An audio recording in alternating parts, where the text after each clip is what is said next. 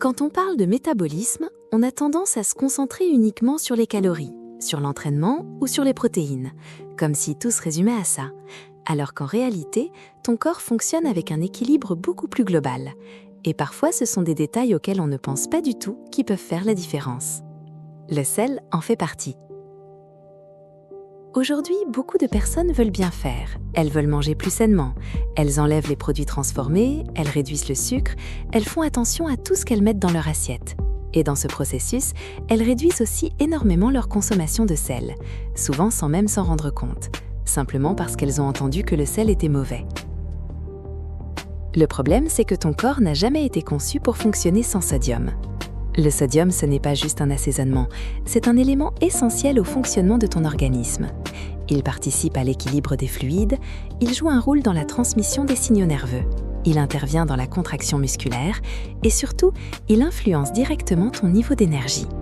Et c'est là que ça devient intéressant, parce que ton métabolisme est profondément lié à ton énergie.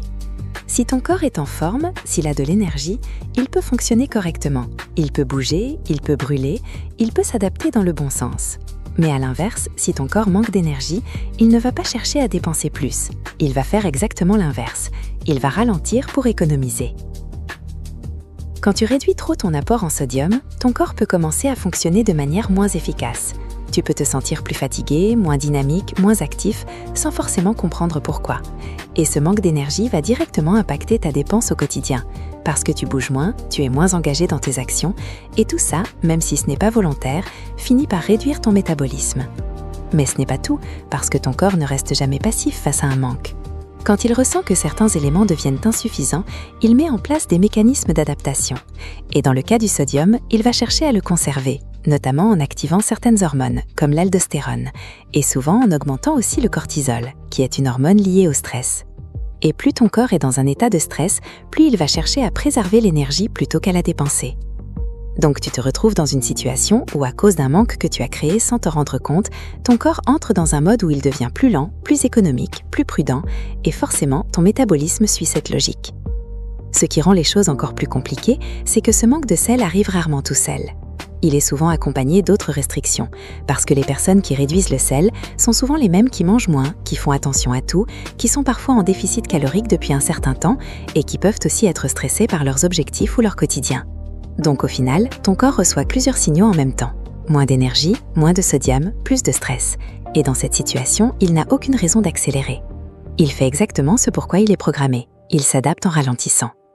C'est souvent à ce moment-là que les gens disent que leur métabolisme est bloqué, qu'ils ne comprennent pas pourquoi ils ne progressent plus, alors qu'en réalité, leur corps est simplement en train de réagir à un environnement qui lui donne l'impression qu'il doit économiser. Ce qui est important de comprendre, c'est que le but n'est pas de passer à l'extrême inverse et de consommer énormément de sel, mais plutôt de sortir de cette logique de suppression totale, surtout si tu manges déjà très propre, que tu fais du sport, que tu transpires ou que tu es actif dans ta journée. Dans ces conditions, ton besoin en sodium peut être plus élevé que ce que tu imagines, et si tu ne le compenses pas, tu peux te retrouver dans un état où ton corps fonctionne en dessous de ses capacités. Le conseil que je peux te donner, c'est de revenir à quelque chose de simple et de logique, c'est-à-dire ne pas diaboliser le sel, mais ne pas en abuser non plus, et surtout être attentif à ton énergie, parce que ton corps t'envoie toujours des signaux. Si tu te sens constamment fatigué, si tu manques de force, si tu as du mal à maintenir un bon niveau d'activité, ce sont des indicateurs qu'il y a peut-être quelque chose à ajuster. Et parfois, ce quelque chose est beaucoup plus simple que ce que tu penses.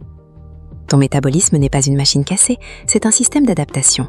Et plus tu lui donnes un environnement stable, équilibré, avec suffisamment d'énergie et de ressources, plus il fonctionne efficacement. À l'inverse, dès que tu crées un déséquilibre, même involontaire, il s'ajuste. Et cet ajustement n'est pas toujours dans le sens que tu voudrais. Donc, au lieu de chercher des solutions compliquées ou des techniques extrêmes, commence par regarder les bases et demande-toi simplement si tu donnes vraiment à ton corps tout ce dont il a besoin pour fonctionner correctement. Parce que parfois, ce sont les choses les plus simples, comme le sel.